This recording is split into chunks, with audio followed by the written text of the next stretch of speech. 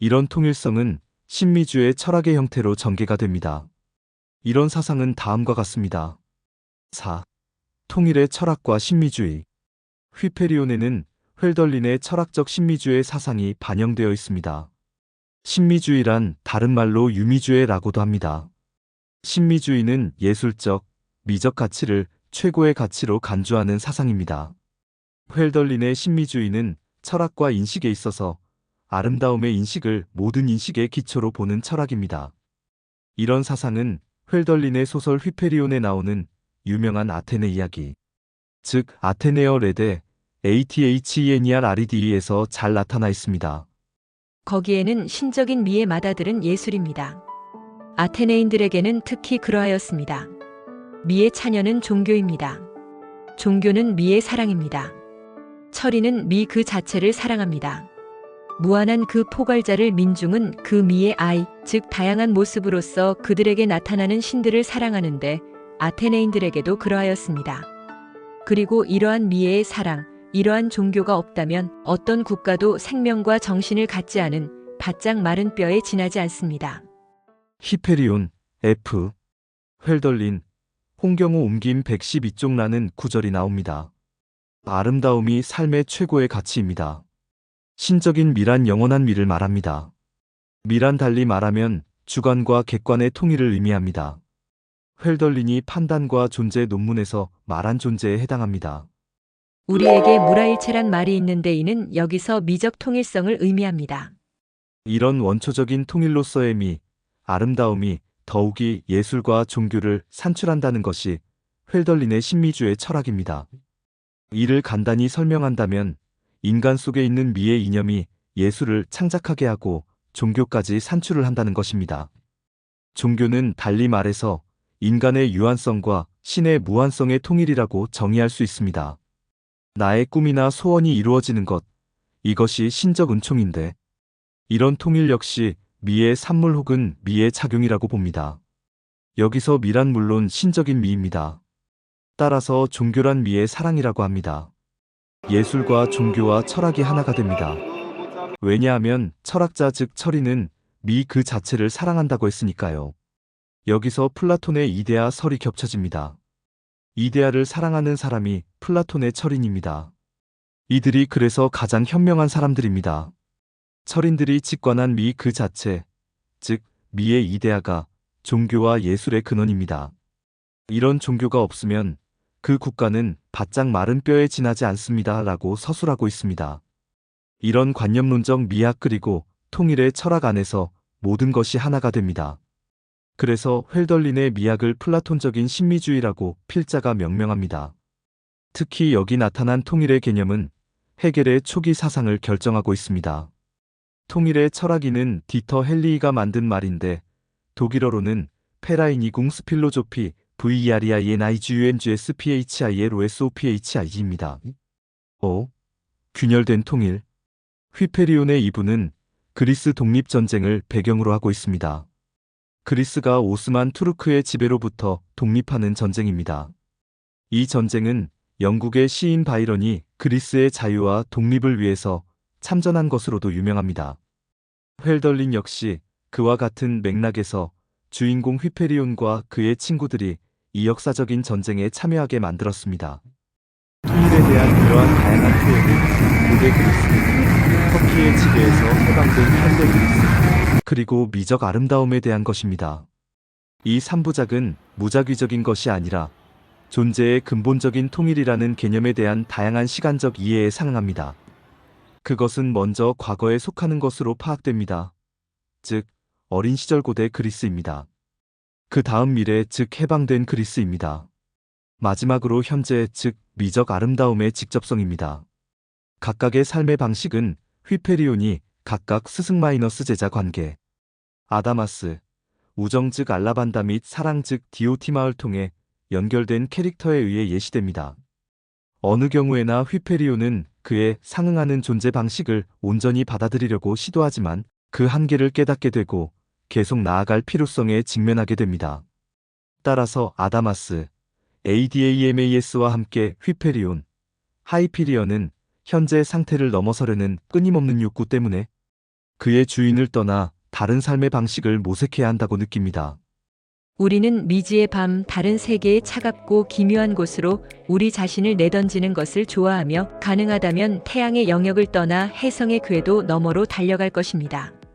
라고 서술합니다. 집을 떠나 세상을 알게 된 후 알라반다와의 만남은 자유를 위해 싸운 영혼의 동반자와 같습니다. 그들은 함께 고귀하고 영웅적인 행동을 계획하지만 휘페리온의 세상은 그가 그러한 도덕적 야망의 어두운 면을 깨달았을 때 무너집니다. 알라반다의 친구들은 폭력적인 수단으로 현재의 권력을 전복하려는 무자비한 혁명가들입니다. 차가운 칼은 뜨거운 금속으로 단조된다고 서술됩니다. 이 경험을 통해 휘페리온은 인간 삶의 갈등적 성격을 파악합니다. 만약 세상의 생명이 열림과 닫힘, 나옴과 돌아옴 사이의 변화로 구성되어 있다면 인간의 마음은 왜 그렇지 않습니까? 그러나 휘페리온은 자신이 찾고 있는 것, 즉 그가 추구하는 일치를 찾았다고 믿는 것은 여인 디오티마, DIOTIMA의 사람과 삶의 아름다움을 통해서입니다. 나는 그것을 한번 보았습니다. 내 영혼이 찾던 단 하나의 것, 그리고 우리가 별보다 훨씬 먼 곳에 두고 시간이 끝날 때까지 미뤄두었던 완전함, 나는 그것의 살아있는 현존에서 그것을 느꼈습니다. 라고 서술합니다. 행복한 시기가 이어지지만 디오티마는 휘페리온이 더 높은 것들을 위해 태어났다는 것을 깨닫고 그녀의 삶의 단순한 조화는 그를 위한 것이 아니라는 것을 깨닫습니다. 그는 나가서 아름다움이 부족한 곳에 아름다움을 가져와야 합니다. 이를 민중교육이라고 합니다.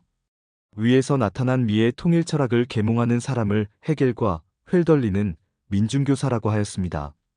당시 그리스에서 일어난 독립전쟁은 문화적, 지성적, 정치적인 면에 있어서 큰 의미를 가집니다. 그래서 휘페리온은 그리스를 해방하기 위한 전투에 합류하라는 알라반다의 부름에 응합니다. 휘페리온이 전투를 위해 떠난 후 디오티마에게 보낸 여러 편지와 그녀의 답장이 이어집니다. 소설 휘페리온은 훼덜린 당시에 투르크와의 싸움에서 처음에는 성공했지만 휘페리온의 병사들은 미스트라의 오랜 포위 공격으로 지연됩니다. 그럼에도 불구하고 마침내 마을에 들어서자 그들은 난동을 부리며 무차별적으로 약탈하고 죽입니다. 적과 맞서기보다는 휘페리온의 군대는 약탈에 대한 욕망이 충족되자 분산됩니다. 이로 인해 공동의 적과 싸우던 40명의 러시아 군인이 죽습니다. 휘페리온은 군대의 불명예를 디오티마의 사랑을 받을 자격이 없는 사람으로 여깁니다. 나를 포기하라고 조언해야겠어. 나의 디오티마야라고 부르짖습니다. 벨라르민에게 보낸 편지에서 우리는 휘페리온과 알라반다가 벌인 전투에 대한 더 자세한 내용을 알게 됩니다. 그들의 우정은 다시 꽃을 피웠지만 알라반다의 전투에 대한 욕망은 결국 끝났고 이는 그의 삶의 방식의 한계를 다시 한번 지적합니다. 나중에 도착한 디오티마의 편지에서 그녀는 연인이 돌아오지 않자 살 의지를 잃었고 결국 자신을 죽게 내버려 두었다는 사실이 드러납니다. 디오티마의 죽음은 분명히 휘페리온을 혼란스럽게 만들 뿐입니다. 나는 지금처럼 사물에 대한 이름이 없고 내 앞에는 불확실성만 있다라고 서술이 됩니다.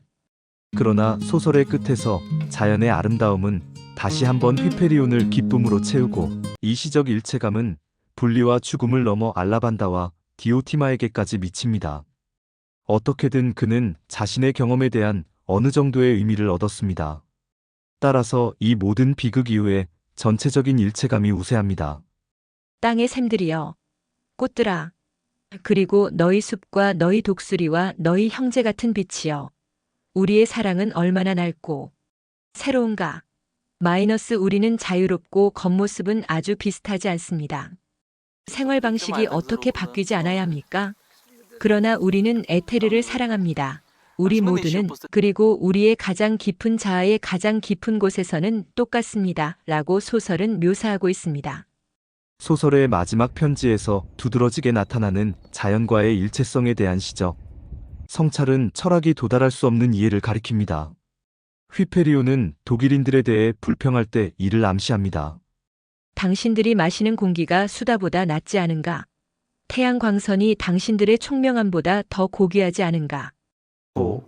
헬덜린의 영향. among 그의 철학적 산출물이 적었기 때문에 헬덜린의 사상이 그의 동시대인과 후대 사상가에게 어떤 영향을 미쳤는지 지적하는 것이 중요합니다. 헤겔에게 철학을 정치와 국가에 적용하는 작업을 계속하려면 먼저 특정 이론적 문제를 다루어야 한다는 것을 보여준 것은 헬덜린의 사상이었습니다. 1801년 이로 인해 헤겔은 예나로 이사하여 정신현상학을 집필하게 되었습니다. 그러나 헤겔 1977이 시를 과거에 속한다고 보고 낭만주의 운동을 무시한 것은 헬덜린이 제기한 요점의 종류를 제대로 파악하지 못했음을 보여준다고 주장할 수도 있습니다. 실링의 초기 작업은 그의 동일성 철학, 스켈링, 1994에서 사고와 대상의 사전적 동일성이라는 개념의 관점에서 헬덜린의 존재 개념을 발전시킨 것에 해당합니다. 이 철학은 절대자, 즉 절대적 근거에 대한 지식을 불가능하게 만드는 듯하며 실링은 절대자가 해결적 방식으로 자기 자신에 대한 지식으로 어떻게 귀결되는지를 명확히 표현할 가능성에 대해 고심합니다. 그러나 그의 후기 철학은 헤겔과 같은 철학 체계에 포함된 이해의 근거가 모든 이해 위에 있는 것이며 따라서 결코 이해될 수 없다 주장한다는 점에서 헤겔의 철학과 분명히 구별됩니다. 마지막으로 하이데거가 헬덜린을 예언적 인물로 보았지만 하이데거가 염두에 둔 사람은 철학자가 아니라 시인 헬덜린이었다는 점에 유의해야 합니다.